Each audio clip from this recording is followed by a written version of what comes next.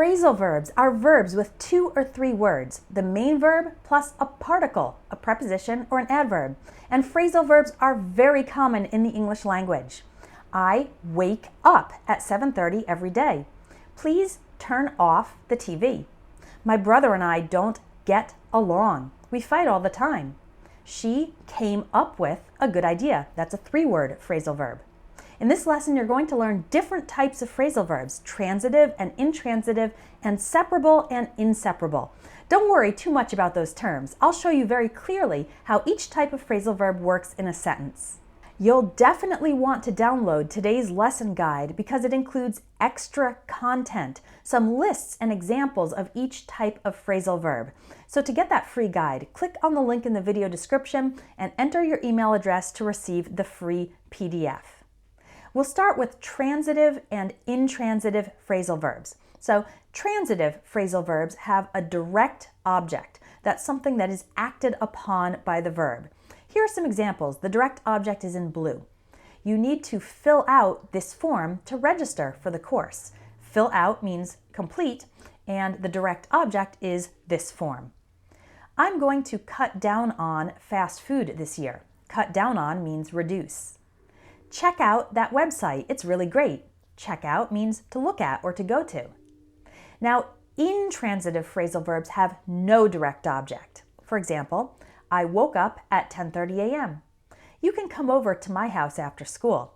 He left his country when he was a child, but now he wants to go back. Again, no direct object, nothing that receives the action of the phrasal verb.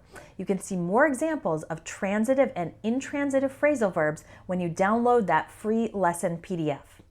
Now, transitive phrasal verbs, the ones that have a direct object, can be separable or inseparable. So if it is separable, it means you can separate the 2 words of the phrasal verb and put the direct object in the middle. And inseparable means you can't do that. So an example of a separable phrasal verb is turn off. We could say, please turn off the TV, or please turn the TV off. And an example of an inseparable phrasal verb is look after, meaning to monitor or take care of. We say, I'll look after your dog while you're on vacation. But we can't say, I'll look your dog after while you're on vacation. It's incorrect to put the direct object in the middle. Now for separable phrasal verbs, when the direct object is the specific name of a thing or person, then it could be after the phrasal verb or in the middle. I threw away the old pizza, or I threw the old pizza away. But when we use a pronoun like me, you, him, her, us, them, or it, then it must go in the middle. I threw it away. Never I threw away it. Here's an example with the person. I could say, they'll pick up John from the airport, or they'll pick John up from the airport. When it's his specific name, it can go in either place. They'll pick him up from the airport. That's correct. But I can't say they'll pick up him from the airport. That's incorrect. If it's a pronoun, it has to go in the middle. Let's review.